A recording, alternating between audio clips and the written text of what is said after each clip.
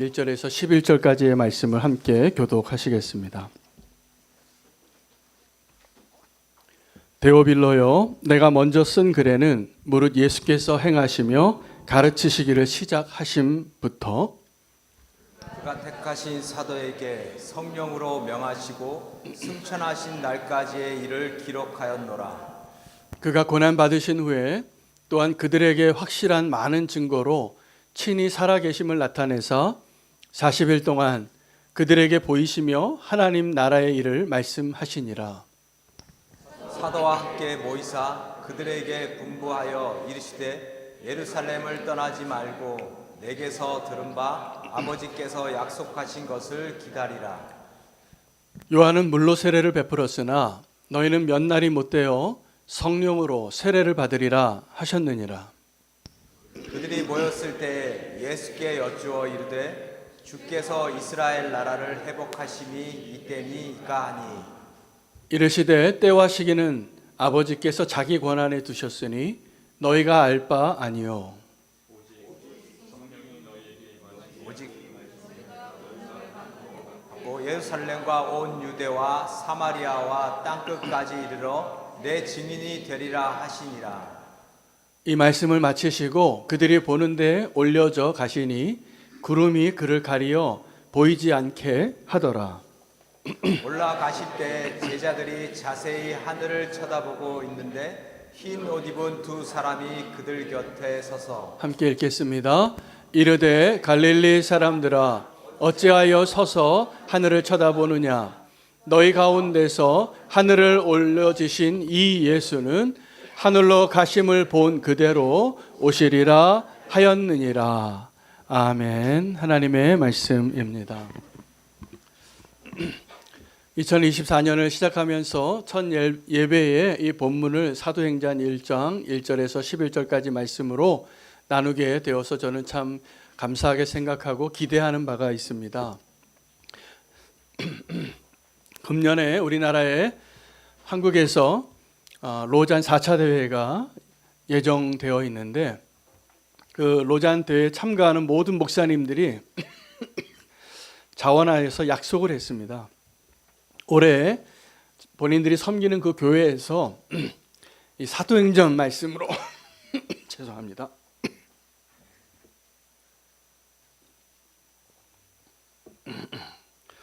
사도행전 말씀으로 한 해 동안 말씀을 전하기로 약속을 했고 1년치 설교 원고와 그 분량이 다 정해져 있습니다. 놀랍게도 이 한 해 동안 이 사도행전으로 함께 수백 개의 교회가 동일한 하나님의 말씀을 동일한 비전으로 하지만 각자 하나님이 주신 말씀을 다 다르게 받으시고 준비하신 설교를 하시게 되어 있습니다. 아마 우리 교회 설교도 그 수백 편의 설교 중에 하나일 겁니다. 그래서 오늘 성령님께서 이 사도행전을 통하여 올해 우리는 교회뿐만이 아니라 한국 교회 안에 놀라운 성령님의 역사가 임하게 되기를 소망하면서 오늘 첫 번째 말씀을 함께 나누기를 원합니다. 여러분, 이 사도행전을 이해할 때는 꼭 한 가지 책과 함께 읽으셔야 됩니다. 그 책이 뭘까요? 사도행전과 꼭 같이 읽어야 될 책이 하나 있습니다. 누가복음입니다. 이 누가복음과 사도행전은 원래 하나의 책이라고 보셔도 됩니다. 그러나 그 내용의 주인공이 다르고 다른 목적으로 기록이 되어졌지만 서로 연관이 되어져 있습니다. 똑같이 누가복음과 사도행전이 어떻게 시작이 되어지냐면 저자는 누가라는 것을 밝히고 있고 이 책을 쓰고 이 책을 받을 사람이 소개되어지는데 데오빌로라는 사람입니다. 데오빌로라는 사람이 누구일까? 이 사람에 대한 많은 논쟁이 있었습니다. 여러분, 이 데오빌로는 그 이름의 뜻이 하나님을 사랑하는 자라는 뜻입니다. 그런데 이 데오빌로는 아마 이 교회 공동체에 있지 않는 이방인들 가운데 높은 지위를 가지고 있는 사람이라고 예상하고 있습니다. 누군지 왜냐하면 모르는 이유가 이 데오빌로가 다른 데 나오지 않아요. 그냥 이 누가복음과 사도행전의 수신자로 나오는데 이렇게 중요한 인물인데 왜 성경의 역사 속에서 이 누가는 그 이후로도 바울과 함께 교회의 개척을 하는 그 모든 교회의 행전의 역사에 살아있는 증인이거든요. 디모데후서 마지막에도 누가만 나와 함께 있느니라 말했던 그 누가가 쓴 책이에요. 의사이면서 이 바울을 끝까지 도왔던 살아있는 증인인데 그가 이 데오빌로에 대해서 더 이상 말하지 않고 있기 때문에 우리는 추측할 수 있습니다. 이 데오빌로는 가상의 인물이구나. 그래서 누구라도 데오빌로가 될 수 있는 겁니다. 그래서 누구라도 이 예수 그리스도에 대한 생애와 이 교회에 대한 성령님의 역사를 알아야 될 사람들에게 쓴 책이에요. 미래의 수많은 독자들을 향하여 쓴 것입니다. 여러분, 그런데 이 데오빌로가 누구냐 하면 하나님의 나라를 오해하고 있는 사람을 상징하는 대표적인 인물입니다. 그래서 이 책을 쓴 겁니다. 그래서 예수 그리스도가 누구인가에 대해서 자세하게 설명하기 위해서 누가복음을 쓴 거예요. 그래서 이 하나님의 나라에 대해서 오해하고 있는, 오늘 이 자리에도 하나님의 나라를 오해하고 있는 사람들이 있을까요? 없을까요? 있습니다.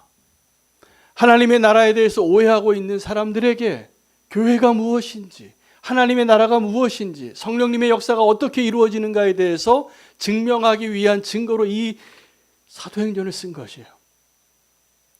역사이지만.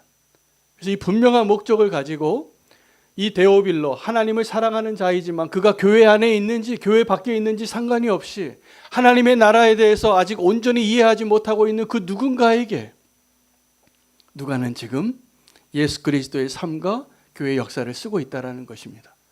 여러분, 누가복음의 내용은 예수 그리스도께서 말씀을 전파하시면서 예수님이라는 한 생애를 담고 있습니다. 그리고 예수님께서 하신 말씀과 예수님의 그 삶을 담아낸 기록입니다. 그래서 그 분야의 이러한 글들을 복음서라고 이야기해요. 이 복음서는 예수 그리스도의 생애에 대한 성경입니다. 사도행전은 예수 그리스도에 대한 이야기가 아니라 성령님에 대한 이야기예요. 그 성령님께서 예수 그리스도가 승천하신 이후에 어떻게 무슨 일을 누구에게 행하셨는가가 기록되어져 있는 역사의 기록이에요.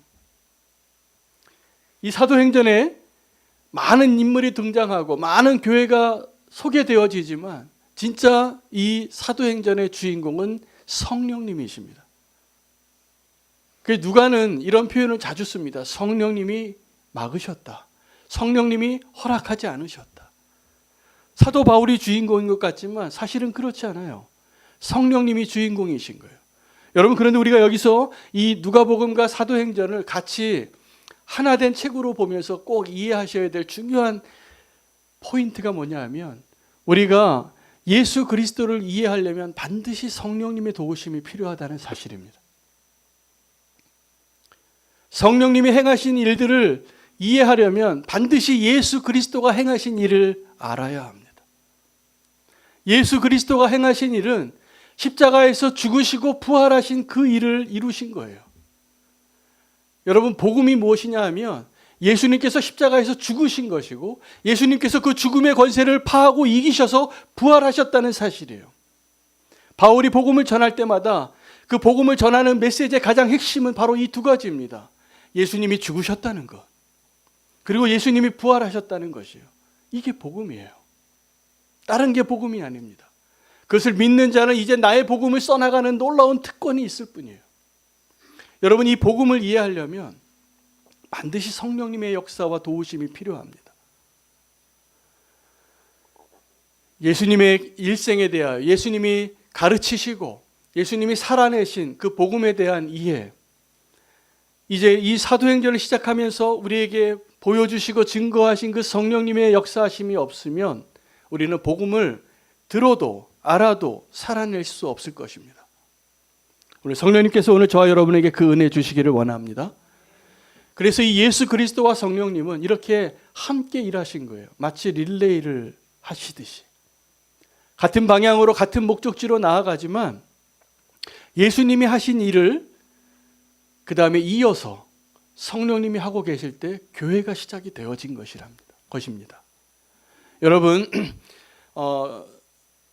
교회 역사에 보면 이런 아름다운 연합, 같은 목적을 향하여서 함께 그 경주를 했던 사람들이 잘 소개되어져 있습니다. 모세와 여호수아가 그렇게 일한 것입니다. 엘리야와 엘리사가 그렇게 일한 것입니다. 할렐루야. 세례 요한과 예수 그리스도께서 그렇게 일하신 것입니다. 근데 이제는 우리가 예수 그리스도의 제자로서 예수님이 이 땅 가운데서 행하실 일을 다 이루시고 우리가 해야 될 일은 그것을 믿는 거예요. 그것을 믿게 될 때 우리도 그 길을 정확하게 똑같이 살아갈 수 있습니다. 근데 하나님의 나라를 또 예수 그리스도를 오해하면 이 일이 어렵습니다.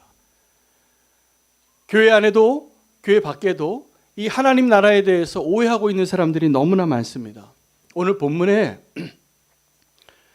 하나님께서 우리에게 주신 두 가지 약속이 소개되어지는데 예수님께서 죽으셨다가 부활하셔서 그 초대교회의 그 제자들과 함께 500여 명의 증인들과 함께 얼마나 계셨죠?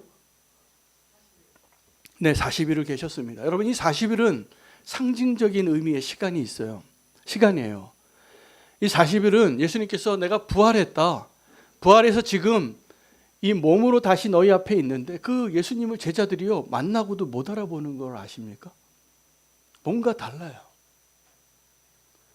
제자들에게 다시 초대해서 고기도 구워주시고 제자들이 모인 곳에 다시 벽을 뚫고 들어가면서 손가락 못자국 난 것도 보여주시고 근데 지금 달라요. 근데 예수님이 부활하신 것을 증명하고 증거하고 함께 하시는 그 시간 40일은 마치 예수님께서 공생애를 시작하시기 전에 40일 동안 광야에서 시험받기 위하여 공생애를 시작하신 그 준비를 완벽하게 끝내신 것처럼 아주 의미 있는 시간입니다. 그리고 이제 그 40일이 다 채워져 가는 그 시점에서 예수님께서 승천하시죠. 하늘로 올라가시는데 그 올라가실 때에 제자들에게 말씀하시는 거예요. 성령이 너에게 임하시면 너희가 권능을 받고 예루살렘과 온 유대와 사마리아와 땅끝까지 이르러 내 증인이 되리라. 여러분이 오늘 사도행전에는 뭐라고 기록이 되어져 있냐면 복음서에는 당연히 하나님 나라의 일을 이야기했지만 예수님께서 부활하셔서 제자들에게 하신 이야기를 한 줄로 요약합니다. 예수께서 40일 동안 그들에게 보이시면서 하나님 나라의 일을 말씀하시더라. 그럼 하나님 나라에 대한 이야기를 했는데 이 제자들은 그 하나님을 그 예수님의 말씀을 그렇게 40일 동안 수업을 듣고도 오해하더라는 거예요. 그 오해가 어떤 것이냐면 이 질문을 합니다. 이스라엘의 나라를 회복하시는 것이 지금입니까? 자, 예수님이 약속을 하셨는데 두 가지 약속이 나오는데 오늘 본문에 첫 번째 약속은 너희는 이 예루살렘을 떠나지 말고 아버지께서 나를 통하여 주시겠다고 했던 그 약속하신 것을 기다리라. 기다리라는 거예요. 근데 그 기다리는 마음 가운데 이 제자들이 질문을 한 거예요. 뭘 기다려야 되는지, 언제까지 기다려야 되는지, 그게 궁금하지 않겠습니까? 우리도 궁금하잖아요. 기다릴 때 뭐가 제일 궁금합니까? 시간을 알아야죠. 장소도 알고. 근데 여러분 그 시간과 장소보다 더 중요한 것이 하나님의 약속이 무엇인가에 대해서 아는 것입니다. 근데 이것을 다 오해하고 있어요. 제자들이 예수님을 따르며 3년 동안 함께 있었고 부활하신 예수님과 40일을 함께 있었던 그 제자들이 딴 얘기한다는 거죠. 여러분 지금도 그런 데오빌로가 많이 있습니다. 다시 한번 설명을 들어야 하고 다시 한번 이해가 되어져야 하고 다시 한번 그 오해를 깨트려서 정말 하나님이 우리에게 말씀하시고 원하시는 것이 무엇인가를 알아야 할 자들이 많아요. 두 번째 약속은 주님께서 하늘에 올라가시는데 사람들이 어떻게 예수님을 바라봤냐면 올라가시니까 사라지고 있으니까 하늘로 들려가고 계시니까 저 구름 위로 사라졌어요. 예수님이 올라가셨어요. 말씀하신 대로 내가 아버지께로 가노라. 예수님이 안 보이니까 하늘을 쳐다보는 거예요. 근데 천사를 보내셔서 그 제자들에게 하늘 쳐다보고 있는 제자들에게 이렇게 약속을 다시 주세요. 너희가 왜 어찌하여 하늘을 쳐다보고 있느냐? 너희가 오늘 본 그대로 예수님께서 다시 하늘에서 구름 타고 오시리라. 여러분, 두 가지 약속이 뭐라고요? 하나는 예루살렘을 떠나지 말고 기다리라. 또 하나는 내가 다시 올 테니까 그때를까지 믿음으로 잘 순종하며 살고 하나님의 나라를 세워가라. 이거예요. 여러분, 그 약속을 우리가 오해하면 그 약속을 정말 붙잡고 살아가는 것이 어렵습니다. 오늘 이 말씀을 통해서 우리의 하나님이 우리에게 약속하신 그 약속을 끝까지 붙잡고 살아가는 그 믿음의 사람으로 서기를 원합니다. 여러분, 그 약속을 기다리는 데서 가장 효과적인 방식이 뭔지 아십니까? 하나님 우리에게 약속하신 것을 기다리는 가장 좋은 방법, 기도하는 겁니다. 기도하는 겁니다. 그래서 기도는 하나님의 약속을 기억하는 자리예요. 아직 다 이루어지지 않은 것. 그래서 그 하나님의 약속을 기다리며 기도하며 그때까지 믿음으로 서 있는 것. 오늘 그 은혜가 오늘 저와 여러분에게 있기를 원합니다. 여러분, 오늘 그 제자들의 질문, 이스라엘의 나라를 회복하시는 것이 지금입니까? 라는 이 질문에 그들이 오해하고 있는 것 두 가지를 발견하게 되는데, 첫 번째 그들이 오해하고 있는 것은 나라에 대한 오해입니다. 그 약속의 내용을 완전히 오해하는 것이죠. 예수님은 그 제자들에게 십자가에서 죽으시고 부활하셔서 하나님의 나라에 대해서 이야기했어요. 계속 그 얘기했어요. 여러분, 정말 답답한 게 뭐냐 하면, 저도 예배 시간에 가장 많은 시간을 할애하면서 우리 교회의 활동 가운데 가장 많이 이야기하고 있는 사람이 저인데, 가끔 가다가 성도님들하고 사석에서 만나면 딴 얘기 하시더라고요. 분명히 하나님의 말씀이 하나님의 나라에 대해서 이야기를 했는데, 이것을 들으시는 분들은 다 자기가 이해하고 듣고 싶은 얘기만 들으세요. 그리고 그거 은혜 받았다고 밑줄을 치세요. 여기에 우리의 딜레마가 있습니다. 무슨 얘기일까요? 우리는 지금도 하나님의 나라에 대해서 오해하고 있을 때가 많아요. 여러분, 하나님의 나라는 이 세상의 나라와 다른 나라입니다. 하나님의 나라는 첫째, 우리 가장 중요한 오늘 포인트는 뭐냐면, 하나님의 나라와 이스라엘의 나라가 다르다예요. 근데 그 이스라엘의 나라가 어떤 나라입니까? 아브라함을 통하여서 언약으로 세워진 하나님의 나라야 맞잖아요. 그렇죠? 이스라엘이 어떤 나라예요? 아브라함과 이삭과 야곱과 요셉, 그 형제 12지파로 이스라엘이라 이름 지었던 그 약속의 자손들이잖아요. 그럼 우리는 흔히 이렇게 생각할 수 있죠. 하나님의 나라는 이스라엘의 나라다. 충분히 그렇게 생각할 수 있죠. 지금도 어떻게 생각하는 오해를 할 수 있냐면, 하나님의 나라는 교회다. 이것도 오해가 될 수 있어요. 그렇게 되어야 할 나라이지만, 교회 안에 하나님의 나라가 세워지는 것이 아니라 세상의 나라가 세워질 수 있습니다. 교회 안에 하나님의 나라를 세우는 것이 아니라 바벨탑을 쌓을 수 있습니다. 교회 안에 하나님의 나라가 아니라 자기의 왕국을 세우고자 하는 사람이 있을 수 있습니다. 이런 사람들이 하나님의 나라에 대해서 오해하는 사람들이에요. 지금 그 제자들은, 예수님과 부활하신 그 제자, 예수님을 만나고 함께 지냈던 그 제자들은 이것이 같다고 생각한 거예요. 그래서 질문하는데 예수님의 대답은 이게 다르다예요. 너희 오해하고 있구나. 하나님의 나라와 이스라엘의 나라가 다르다. 또 두 번째는 때와 시기에 대해서 오해해요. 이 제자들은 예수님이 이제 승천하신다고 하니까 이게 지금 마지막이야. 이 예수님이 올라갈 때를 다 알아요. 엘리야가 올라갈 때도 알고요. 사도 바울이 죽을 때, 예루살렘에 갈 때도 죽을 것을 다 알아요. 이 제자들도 아는 거예요. 예수님이 승천할 것을. 그래서 이렇게 질문하는 겁니다. 지금인가요? 아니라는 거예요. 이 때와 시기는 너희가 알 바가 아니다. 하나님의 주권 안에 있으니까 때와 시기에 대해서 알려고 하지 말고 하나님의 나라와 그 언약의 내용에 대하여 아는, 그래서 그 하나님의 나라를 오해하는 자가 되지 말라고 말씀하시는 거예요. 오늘 저와 여러분이 그 은혜가 있기를 원합니다. 근데 안타깝게도 우리는 계속 오해를 합니다. 예수님과 함께 있던 제자들이 예수님을 안 믿는 것처럼 보이잖아요. 복음서에 보면 다 예수님 버리고 떠나요. 그럴 수 있습니까? 의리도 없게. 근데 그 제자들이 오해하기 때문에 그런 거예요. 우리도 그럴 거예요, 아마. 여러분, 믿음의 길을 가는 사람에게 그것을 오해하는데 하나님의 최선의 길은 뭐냐면 다 알려주지 않는 겁니다. 다 알려주지 않는 겁니다. 그래서 그냥 지시하는 대로 또 이 불기둥이, 구름기둥이 인도하는 대로 한 걸음씩 나랑 동행하자. 근데 우리는 어떤 마음을 갖고 있냐면 나를 따르라 그러면 주님 이제 어디로 가시게요? 주님 목적지가 어디입니까? 근데 내비게이션 좀 찍고 내가 시간도 계산하고 더 빠른 길이 없는지 나도 좀 생각해보고 그리고 따라갈게요. 이럴 때가 많은 거예요. 여러분, 아브라함을 하나님께서 이제 믿음의 사람으로 부르셨을 때 뭐라고 부르셨냐 하면 너는 본토 친척 아비의 집을 떠나 내가 지시할 땅으로 가라요. 근데 그 지시할 땅이 어떤 것이냐 하면 이런 의미인 거예요. 내가 지금 너에게 다 말해주지 않겠다요.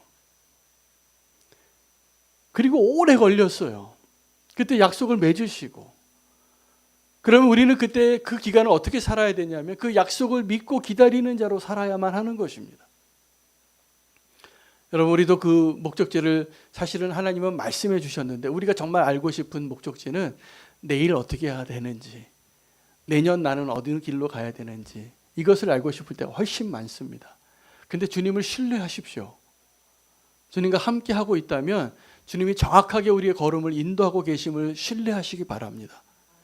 이게 우리가 믿음으로 사는 사람의 모습이에요. 근데 믿음으로 살지 않으면 나에게 지금 내일 갈 길을, 내년에 갈 길을 말씀해 주시지 않으면 자꾸 딴짓을 해요. 더 쉬운 길, 또 내 소견에 옳은 길, 그 길로 가서 돌아가는 겁니다. 성령의 시대에 우리에게 약속하신 것은 성령이 너에게 임하시면이라고 했습니다. 이건 뭐냐면 우리가 하나님을 체험하게 될 거라는 거예요. 그래서 예수님이 올라가신 거예요. 예수님이 만나서 기적을 행하시고 병을 고치시고 가르치시고 함께 하시는 사람들의 숫자는 굉장히 제한적이에요. 예수님이 다른 마을로도 가자고 말씀하셨지만 제자들을 12명을 파송하고 70명을 파송해도 그것으로 모든 민족을 제자 삼는 일이 이루어지지 못할 걸 아세요. 그래서 예수님은 뭘 하신 거냐면 바톤을 넘겨주시는 거예요. 성령님에게. 그리고 그 성령님이 일하실 때 교회가 시작이 되어지고 성령으로 세워진 그 교회가 하나님의 나라를 완성할 계획을 갖고 계시다는 것을 아셔야 됩니다. 성령이 너에게 임하시면 이것은 우리가 하나님을 체험하게 될 것이라는 것을 말씀하는 겁니다. 그럼 우리가 권능을 받고 증인이 될 것입니다. 여러분, 이제 우리가 오해하는 것들에 대해서 조금 더 설명이 필요합니다. 하나님의 나라를 만들어 가는데 우리가 그 하나님의 나라를 어떻게 만들어가는 것에 대해서 오해합니다. 여러분, 이제 저는 오늘 이 설교를 통해서 우리는 교회의 비전과 방향에 대해서도 함께 나누기를 소망합니다. 잘 전달이 좀 됐으면 좋겠어요. 제가 설명이 좀 부족하지만 하나님께서 우리는 교회를 통하여서 앞으로 행하실 일들을 성령님의 역사가 이루어지는 것을 이루어지기를 저도 갈망하면서 오늘 말씀을 준비했습니다. 여러분, 우리의 사명을 우리가 하나님의 나라를 교회에서만 세운다고 착각하시지 마시기 바랍니다. 이게 첫 번째 오해입니다. 우리는 이 세상에 보냄받은 자로서 존재합니다. 그래서 예수 그리스도께서 아버지께서 나를 보내신 것처럼 나도 이 제자들을 보내겠습니다. 그게 요한복음 17장 말씀이에요. 그리고 이 제자와 세상의 관계를 설명해 주시면서 내가 아버지와 하나 된 것처럼 이 제자들도 아버지와 하나이니까 이 제자들을 보내는 것을 통하여서 하나님의 나라가 세워지게 해 주십시오. 이게 예수님의 기도였어요. 여러분, 우리가 하나님의 나라의 회복을 구하면서 이스라엘 나라의 회복을 구하는 자 되지 않기를 축복합니다. 우리는 교회만 잘 되기를 원하는 성도님 되지 않기를 바라요. 하나님의 나라가 확장되어지고 하나님의 나라가 회복되어지는 것을 원하는 성도 되시기를 축복합니다. 여러분, 영국에서 가장 존경받는 정치인이 누구냐 하면 윌버퍼스라는 분이에요. 1759년에 뉴요크에서 태어났는데 이 사람이 아주 명문 가문에서 태어났기 때문에 젊은 나이에 국회의원이 됩니다. 아주 앞으로 귀족으로서 그 나라의 정치인으로서 영향력이 있는, 그리고 탁월한 은사도 있으니까 아주 친한 친구 둘이 있었어요. 그래서 아주 다음 세대에 아주 주목받는 정치 신인이었는데, 이 윌버퍼스가 그 20대에 예수 그리스도를 만나고 회심해요. 그리고 이 나에게 있는 모든 부와 명예와 권위와 권세를 다 포기하려고 했어요. 그리고 한 사람의 멘토를 찾아갑니다. 그 사람이 존 뉴턴이에요. 나 같은 죄인 살리신 이 찬양 지으신 분이에요. 근데 이 사람은 노예 상인이었어요. 아주 나쁜 짓을 많이 하고 죽이고 뭐 살인하고 돈 벌려고 수단과 방법을 가리지 않던 사람이 회심하고 목사가 됐는데, 이 윌버퍼스가 존 뉴턴을 찾아가서 내가 어떻게 살아야 합니까? 목사가 되겠습니다. 주의 종이 되겠습니다. 그렇게 찾아왔을 때 존 뉴턴이 그를 말려요. 윌버퍼스, 자네는 목사가 되지 말게. 이 나라에 예수 그리스도를 잘 믿는 정치인이 되시게. 이 나라를 하나님의 뜻에 합당한 일을 이루는 그 일에 평생을 들여보라고 제안하고, 그때 그가 말씀을 읽다가 한 가지 목표를 정합니다. 노예를 해방해야 되겠구나. 근데 그 노예는 당시 영국이 전 세계를 지배하던 때예요. 근데 그 영국의 수입의 한 3분의 1 정도가 이 노예를 팔고 사는 것으로 생기는 그 수익으로 충당되던 시대에 어마어마한 사업이죠. 돈은 잘 버는데 이 노예를 사람으로 인정하지 않는 아주 양심에 꺼리는 그 일을, 그 윌버퍼스의 양심이 깨진 거죠. 그래서 그의 평생에 이 노예를 해방해야 되겠다는 그 목표 하나로 정치인이 됩니다. 그는 여러 가지 이슈가 있을 때 그거에 대한 별로 상관이 없이 이 일을 계속 위반을 하는 거예요. 이 노예 제도를 폐지하자고. 수많은 이권이 담겨져 있으니까 이 윌버퍼스는 2번이나 암살당할 위기를 겪습니다. 근데요, 죽기 바로 전해에 이 노예 제도가 폐지되고 역사적인 획을 끊어요. 그리고 영국에서 노예 제도를 폐지하니까 영국과 유럽과 그 다른 모든 나라에서 따라서 노예를 자유케 하는 일들이 일어나게 된 것입니다. 여러분, 이런 게 하나님의 나라를 세우는 것입니다. 할렐루야. 우리 교회 크게 세우고 우리 교회 숫자를 많이 채우고 이게 하나님의 나라를 세우는 게 아니라, 우리가 하나님을 믿는 자로서 하나님의 나라를 오해하지 않고 하나님의 때를 오해하지 않고 그 일을 있는 자리에서 살아있는 건강한 예수 그리스도의 제자로서 살아내는 것, 이게 주님이 저와 여러분에게 요구하시는 것입니다. 저희 가족이 일주일에 한 번씩 보는 TV 프로그램이 있습니다. 요즘 싱어게인이 재밌습니다. 근데 우리 애들이 일주일에 시간을 정해놓고 그 녹화된 것을 같이 보자고 그래서 제가 시간을 내서 지금까지 계속 보고 있어요. 재밌더라고요. 근데 요즘 그 가수들 가운데 크리스찬이 많은데 우리 홍이삭이라는 사람이 지금 잘해요. 근데 그 홍이삭이라는 청년이 노래를 참 잘하는데, 지난주에 어떤 곡을 불렀냐면 옛 친구에게라는 곡을 불렀습니다. 그 남자 2 가수가 1등, 2등 할 정도로 아주 실력이 있는데 그 2 사람이 붙었어요. 근데 제가 이 2 사람이 다 제가 좋아하는 가수인데, 이 홍요셉이 맞죠? 홍이삭이 이 노래를 부르는데 제가 감동이 되더라고요. 눈물이 났어요. 근데 이 노래 가사가 이 노래를 잘 해석하고 부르는 거죠. 노래 하나를 부르는데, 옛 친구에게 날 용서해 줄 수 있겠냐고. 내가 다른 길을 가느라고 너를 잠깐 떠났는데 너는 나에게 여전히 친구다. 할 수만 있다면 날 용서해 줄 수 있겠니? 마지막에 아주 편곡도 잘해요. 노래를 부르는데 감동이 와서 눈물이 찔끔 났어요. 근데 제가 이 이야기를 왜 하냐면, 그때 심사위원들 가운데 코쿤이라는 사람이 있어요. 근데 이 코쿤이 이 노래 잘했다고 칭찬하면서 마지막에 한마디를 보태는데 이렇게 얘기하는 거예요. 제가 그 말을 듣고 붙잡았어요. 나도 당신 친구가 좀 되고 싶습니다 라고 얘기하더라고요. 믿지 않는 사람인데. 여러분, 우리가 하나님의 나라를 세우는 게 이런 거예요. 세상에 나가서 그리스도인으로서 온전히 사는데 믿지 않는 사람들이 나도 당신같이 좀 되고 싶고 나 당신의 친구가 되고 싶어요. 이런 일이 어떻게 가능하냐 하면 하나님의 나라를 오해하지 않는 데오빌로가 될 때 가능합니다. 우리가 여전히 하나님의 나라를 오해하는 데오빌로로 살면 교회를 높이 세우고 이 숫자가 많아지고 힘이 있고 영광 돌리는 것 같으면 같을수록 예수님이 그렇게 말씀하실 거예요. 야, 그 나라가 아니야. 그 나라가 아니야. 여러분, 주님이 말씀하시는 그 나라를 이해하시기를 축복합니다. 우리가 오해하지 않고 붙잡아야 할 그 나라를 붙잡고 살아가는 저와 여러분 되시기를 바랍니다. 여러분, 정말 또 오해는 뭐냐면 열매에 대한 오해예요. 저와 여러분 예수 그리스도의 제자로서 열매 맺는 일을 하셔야 됩니다. 올해부터는 우리는 교회가 제가 올해 6년이 되거든요. 우리 교회가. 그래서 제가 안식월을 좀 가지려고 해요. 그리고 한 매듭을 짓고 이제 올해부터 우리 창립 6주년 예배 드리고 나서부터는 새로운 일을 좀 시작하고 싶어요.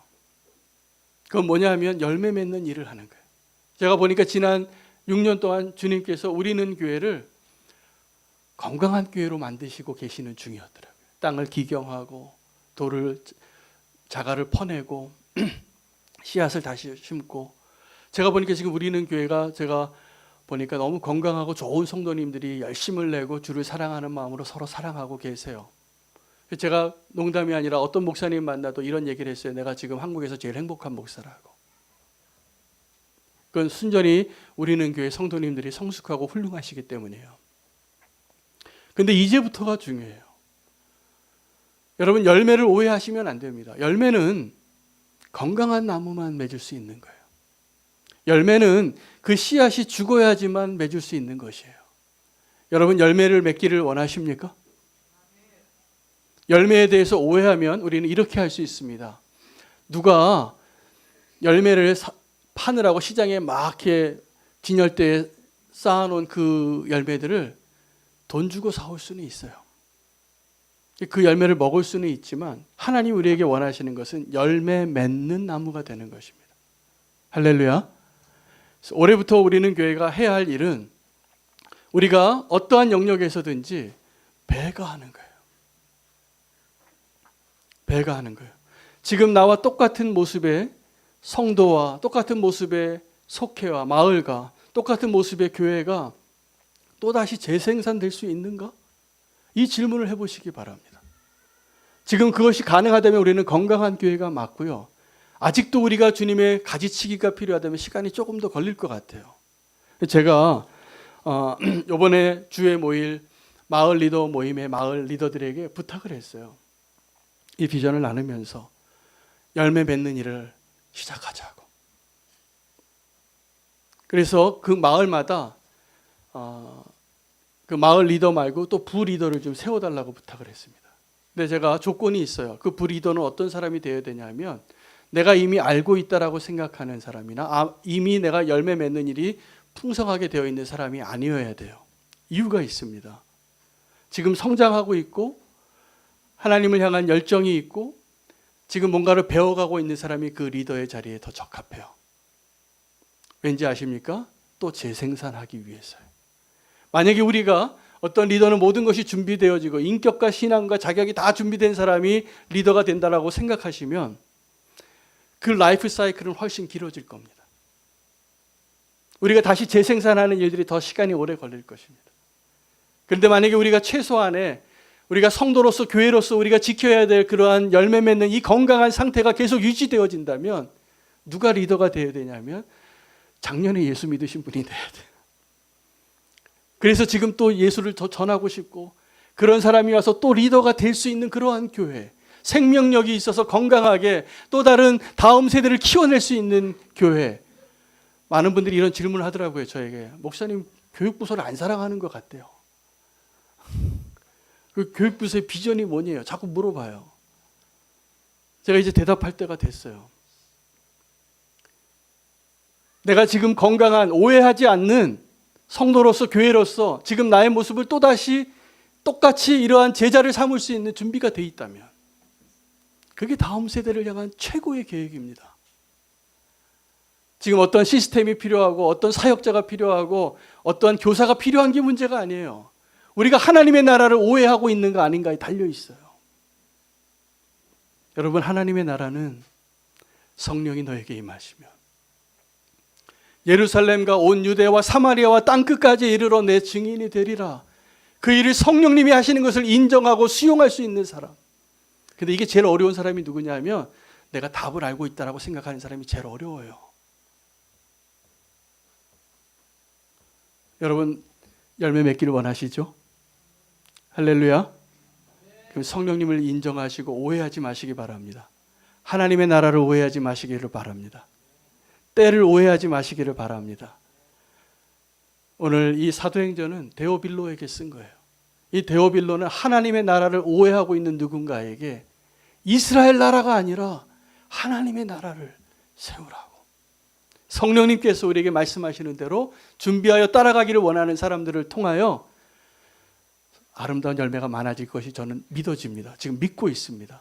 제가 작년 성구영신 예배 때 저도 성구를 하나 뽑았어요.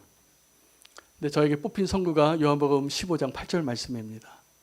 그 본문은 이겁니다. 너희가 열매를 많이 맺으면 내 아버지께서 영광을 받으실 것이요 너희는 내 제자가 되리라. 와, 제가 이 고민을 하고 있는데 주님이 이 말씀을 주시더라. 여러분, 열매는 숫자가 많아지는 것이 아닙니다. 내가 죽고 예수 그리스도가 살고 성령님께서 지금 내 안에서 역사하실 수 있는 조건이 되고 있는가? 그 사람을 통해서 열매가 맺어질 것을 저는 믿습니다.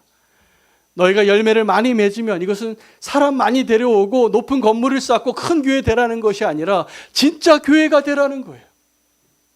할렐루야. 진짜 교회 되기를 원합니다. 여러분, 그러고 싶지 않습니까?